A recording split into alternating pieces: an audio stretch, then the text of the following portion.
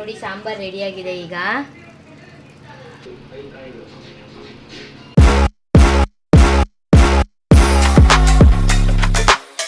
Welcome back to my YouTube channel and Pushpa's YouTube channel. ಇವತ್ತೇನಪ್ಪ ಅಂತಂದರೆ ನಾನು ಇವತ್ತು ಮಡಕೆ ಕಟ್ಟಿನ ಸಾರು ಮಾಡ್ತಾ ಇದ್ದೀನಿ. ಅದಕ್ಕೆ ಏನೇನು ಹಾಕಬೇಕು, ಇಂಗ್ರೀಡಿಯೆಂಟ್ಸ್ ಎಲ್ಲ ಏನೇನು ಬೇಕು ಅಂತ ನೋಡೋಣ ಬನ್ನಿ. ಸಾರಿಗೆ ಬೇಕಾಗಿರೋದು ಮೇಯ್ನ್ ಆಗಿ ಅಂತಂದರೆ ಮೊಳಕೆ ಕಟ್ಟಿನ ಕಾಳು, ಆಲೂಗೆಡ್ಡೆ, ಬದನೆಕಾಯಿ ನೀವು ಹಾಕೊಳ್ಬೋದು, ಬಿಟ್ಟರೆ ಬಿಡ್ಬೋದು. ಆಮೇಲೆ ಪುದೀನ ಸೊಪ್ಪು, ಕೊತ್ತಂಬರಿ ಸೊಪ್ಪು, ಈರುಳ್ಳಿ, ಶುಂಠಿ, ಬೆಳ್ಳುಳ್ಳಿ, ಸ್ವಲ್ಪ ಅರಿಶಿನ ಹಾಕಿ ಇದನ್ನು ಗ್ರೈಂಡ್ ಮಾಡ್ಕೊಳ್ಬೇಕು. ಅದಾದಮೇಲೆ ಕಾಯಿ, ಕಡಲೆ, ಗಸಗಸೆ, ಚಕ್ಕೆ, ಲವಂಗ, ಒಂದು ಟೊಮೆಟೆನ ಹಾಕ್ಕೊಳ್ಬೇಕು. ಇದು ಗ್ರೈಂಡ್ ಮಾಡ್ಕೊಳ್ಬೇಕು. ಅದಕ್ಕೆ ಸ್ವಲ್ಪ ಸಾಂಬಾರು ಪುಡಿ, ಕೊತ್ತಂಬರಿ ಸೊಪ್ಪು, ಪುದೀನ ಹಾಕ್ತಾಯಿದ್ದೀನಿ, ತೊಳೆದಿರೋದು ಗೆಡ್ಡೆ, ಬೆಳ್ಳುಳ್ಳಿ ಮತ್ತು ಶುಂಠಿ ಹಾಕ್ತಾಯಿದ್ದೀನಿ. ಈಗ ಸ್ವಲ್ಪ ಅರಿಶಿನ ಹಾಕ್ತಾಯಿದ್ದೀನಿ, ಒಂದು ಚಿಟಿಕೆಯಷ್ಟು ಅರಿಶಿನ ಹಾಕ್ಕೊಳ್ಬೇಕೀಗ. ಈ ಥರ ಗ್ರೈಂಡ್ ಆಗಿದೆ. ಇದಕ್ಕೆ ನಾವೇನೇನು ಹಾಕಿದ್ದೀವಿ ಅಂತ ಅವಾಗಲೇ ಮುಂಚೆನೇ ಹೇಳಿದ್ದೀನಿ. ಅದನ್ನೆಲ್ಲ ಹಾಕೊಂಡು ಸ್ವಲ್ಪ ರುಬ್ಕೊಂಡ್ಬೇಕು. ಫಸ್ಟು ಕುಕ್ಕರ್ ಇಟ್ಟಿದ್ದೀನಿ, ಸ್ವಲ್ಪ ಎಣ್ಣೆ ಹಾಕ್ತಾ ಇದ್ದೀನಿ. ಈಗ ಎಣ್ಣೆ ಒಂದು ಸ್ವಲ್ಪ ಕಾಯಬೇಕು. ಈಗ ಎಣ್ಣೆ ಕಾಯ್ದಿದೆ. ಈಗ ನಾವೇನು ಗ್ರೈಂಡ್ ಮಾಡಿರ್ತೀವಲ್ಲ, ಗ್ರೈಂಡ್ ಮಾಡಿರೋದನ್ನ ಇದಕ್ಕೆ ಹಾಕೊಳ್ಬೇಕು. ಗ್ರೈಂಡ್ ಮಾಡಿರೋದು ಹಸಿ ವಾಸನೆ ಹೋಗೋ ತನಕ ಹುರ್ಕೊಳ್ಬೇಕು ಸ್ವಲ್ಪ.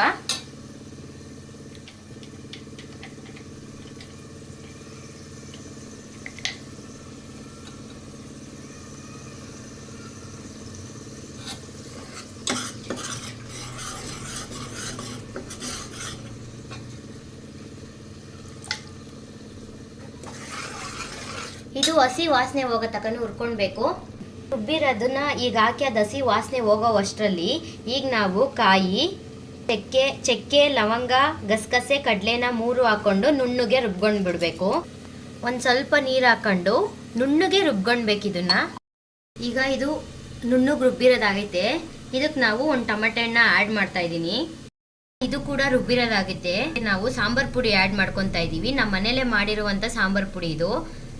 1 ಸ್ಪೂನ್, 2 ಸ್ಪೂನ್ ಹಾಕಂತ ಇದ್ದೀನಿ ನಾನು, 2.5 ಸ್ಪೂನ್ ಹಾಕಿದ್ದೀನಿ. ಇದು ಕೂಡ ಚೆನ್ನಾಗಿ ಗ್ರೈಂಡ್ ಆಗಿದೆ. ಈಗ ಗ್ರೈಂಡ್ ಆಗಿದೆ. ಇದು ಕೂಡ ಚೆನ್ನಾಗಿ ಫ್ರೈ ಆಗಿದೆ. ಈಗ ಇದಕ್ಕೆ ನಾವು ಮೊಳಕೆ ಕಟ್ಟಿನ ಕಾಳು, ಆಲೂಗೆಡ್ಡೆ, ಬದನೆಕಾಯಿ ಹಾಕಿ ಎಣ್ಣೆಯಲ್ಲಿ ಒಂದು ಸ್ವಲ್ಪ ಹೊತ್ತು ಫ್ರೈ ಮಾಡ್ಕೊಳ್ಬೇಕು. ಈಗ ನಾನು ಏನೇನು ಇಂಗ್ರೀಡಿಯೆಂಟ್ಸ್ ಹಾಕಿದ್ದೋ ಕುಕ್ಕರ್ಗೆ ಅದೆಲ್ಲ ಈಗ ಹುರ್ಕೊಂಡಿದೆ ಚೆನ್ನಾಗಿ. ಹಸಿ ಸ್ಮೆಲ್ ಎಲ್ಲ ಹೋಗಿದೆ. ಈಗ ನಾನು ಇದಕ್ಕೆ ಮೊಳಕೆ ಕಟ್ಟಿನ ಕಾಳನ್ನ ಆ್ಯಡ್ ಮಾಡ್ತೀನಿ. ನಾನು ಮಾಡ್ತಿರೋದು 4 ರಿಂದ 5 ಜನಕ್ಕೆ ಸಾಂಬಾರನ್ನ. ಇದು ಕೂಡ ಚೆನ್ನಾಗಿ ಒಂದು 5-10 ನಿಮಿಷನ ಕಾಳನ್ನ ಹುರ್ಕೊಳ್ಬೇಕು ಚೆನ್ನಾಗಿ. ಅದಾದಮೇಲೆ ಆಲೂಗೆಡ್ಡೆ, ಬದನೆಕಾಯಿನ ಆ್ಯಡ್ ಮಾಡ್ತಾ ಇದ್ದೀನಿ. ಅದು ಕೂಡ ಒಂದು 5-10 ನಿಮಿಷ ಚೆನ್ನಾಗಿ ಹುರ್ಕೊಳ್ಬೇಕು. 5-10 ನಿಮಿಷ ಚೆನ್ನಾಗಿ ಹುರಿಬೇಕು. ಮೊಳಕೆ ಕಟ್ಟಿದ ಕಾಳು ಹಸಸ್ಕಿರಬಾರ್ದು. ಹಸಿ ಇದ್ದರೆ ಚೆನ್ನಾಗಿರಲ್ಲ, ಅದು ಟೇಸ್ಟ್ ಕಮ್ಮಿ ಆಗಿಬಿಡುತ್ತೆ. ಈಗಾಗಲೇ ಒಂದು ಸ್ವಲ್ಪ ಕಾಳನ್ನ ಹಸಿ ಇರೋದೆಲ್ಲ ಸ್ವಲ್ಪ ಹುರ್ಕೊಂಡ್ಬಿಟ್ಟಿದೆ. ಇನ್ನೊಂದು ಸ್ವಲ್ಪ ಆದರೆ ಈಗ ನಾವೇನು ಖಾರ ಮಸಾಲೆ ರುಬ್ಬಿದ್ದೀವೋ ಅದನ್ನು ಹಾಕೋದು. ಇದೆಲ್ಲ ಆಗಿದೆ. ಇದಕ್ಕೆ ನಾನು ಖಾರ ಮಸಾಲೆ ಏನು ರುಬ್ಕೊಂಡಿರ್ತೀವೋ ಖಾರ ಮಸಾಲನ, ಆ ಖಾರ ಮಸಾಲನ ಹಾಕಬೇಕು. ಖಾರ ಮಸಾಲ ಹಾಕಿ ಒಂದು ಸ್ವಲ್ಪ ನೀರು ಕೂಡ ಹಾಕ್ಬೇಕು. ಅದಕ್ಕೆ ಆ್ಯಡ್ ಮಾಡ್ತಾ ಇದ್ದೀನಿ ಈಗ. ಇದಕ್ಕೆ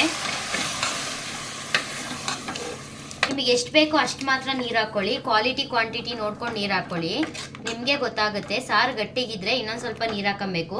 ಇದು ಗಟ್ಟಿಗಾಗಿದೆ ಸಾರು. ನಾನು ಈಗ ಇನ್ನೊಂದು ಸ್ವಲ್ಪ ನೀರು ಹಾಕೊತೀನಿ. ಫೈನಲಿ ಸಾಂಬಾರು ರೆಡಿ ಆಗಿದೆ. ಇದಕ್ಕೀಗ ರುಚಿಗೆ ತಕ್ಕಷ್ಟು ಉಪ್ಪು ಹಾಕ್ತಾ ಇದ್ದೀನಿ. ಉಪ್ಪು ಕೂಡ ಅಷ್ಟೇ ನೋಡ್ಕೊಂಡೇ ಹಾಕ್ಕೊಳ್ಬೇಕು. ಕುಕ್ಕರ್ ಬಾಯಿ ಮುಚ್ಚೋಕ್ಕಿಂತ ಮುಂಚೆ ಇದು ಒಂದು ಕುದಿ ಬರಬೇಕು. ಒಂದು ಕುದಿ ಬಂದಮೇಲೆ ಕುಕ್ಕರ್ ಬಾಯಿ ಮುಚ್ಚಿದ್ರೆ ತುಂಬಾ ಸಾರು ಚೆನ್ನಾಗಾಗುತ್ತೆ. ಹಾಗೆ ಮುಚ್ಚಿದ್ರೆ ನಮಗೆ ಗೊತ್ತಾಗಲ್ಲ. ಫೈನಲಿ ಒಂದು ಕುದಿ ಬಂದಿದೆ. ಒಂದು ಕುದಿ ಬಂದಿರೋದನ್ನ ಒಂದ್ಸಲಿ ಸೌಟಲ್ಲಿ ಹಿಂಗೆ ತಿರ್ಗಿಸ್ಬಿಟ್ಟು ಹದ ಎಲ್ಲ ನೋಡ್ಕೊಳ್ಬೇಕು. ಈಗ ಕುಕ್ಕರ್ ಬಾಯಿನ ಹಾಕಬೇಕು. ಕುಕ್ಕರ್ ಬಾಯಿನ ಹಾಕ್ತಾ ಇದ್ದೀನಿ. ಕುಕ್ಕರ್ ಬಾಯಿ ಹಾಕಿ ಅಥವಾ 2 ಕೂಗು ಮಾತ್ರ ಸಾಕು. ಜಾಸ್ತಿ ಕೂಗಿಸ್ತೀವಿ ಅಂತ ಅಂದ್ಬಿಟ್ರೆ ಎಲ್ಲ ಬೆಂದೋಗ್ಬಿಡುತ್ತೆ. ಮೊಳಕೆ ಕಟ್ಟಿನ ಸಾಂಬಾರು ಈಗ ರೆಡಿ ಆಗಿಬಿಡುತ್ತೆ. ಈಗ ನಾನು ವಿಷಲ್ ಎತ್ತುತ್ತಾ ಇದ್ದೀನಿ. ಫೈನಲಿ ಕುಕ್ಕರ್ ತೆಗಿತಾ ಇದ್ದೀನಿ. ನೋಡಿ ಸಾಂಬಾರು ರೆಡಿಯಾಗಿದೆ. ಈಗ ಇಲ್ಲಂತೂ ಘಮ ಬರ್ತಿದೆ. ತುಂಬ ಚೆನ್ನಾಗಾಗಿದೆ ಗಾಯ್ಸ್. ಸಾಂಬಾರು ರೆಡಿಯಾಗಿದೆ. ಈಗ ಏನಿದ್ರು ಅನ್ನಕ್ಕೆ ಮೊಳಕೆ ಕಟ್ಟಿನ ಸಾಂಬಾರು ಇಲ್ಲ ಅಥವಾ ಆದರೆ ಮುದ್ದೆ ಮಾಡ್ಕೊಂಡು ಉಂಡ್ರೆ ಇನ್ನೂ ಚೆನ್ನಾಗಿರುತ್ತೆ. ಮೊಳಕೆ ಕಟ್ಟಿನ ಸಾಂಬಾರಿಗೆ ಮುದ್ದೆ.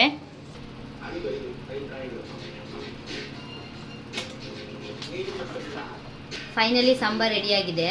ಇದು ಅನ್ನದ ಜೊತೆಗಾದರೂ ಓಕೆ, ಮುದ್ದೆ ಜೊತೆಗೆ ಇನ್ನೂ ಅಂದರೆ ಇನ್ನೂ ಸೂಪರಾಗಿ ಇರುತ್ತೆ. ಮೊಳಕೆ ಕಟ್ಟಿನ ಸಾರು ರೆಡಿಯಾಗಿದೆ. ನಾವು ತಿಗುಳ್ರು ಸ್ಟೈಲ್ ಮಾಡೋದು, ಚಿಕನ್ ಸಾರು ಹೆಂಗೆ ಮಾಡ್ತಾರೋ ಹಾಗೆ ತಿಗುಳ್ರು ಸೈಡಲ್ಲಿ ನಾವು ಮೊಳಕೆ ಕಟ್ಟಿನ ಸಾಂಬಾರನ್ನ ಮಾಡ್ತೀವಿ.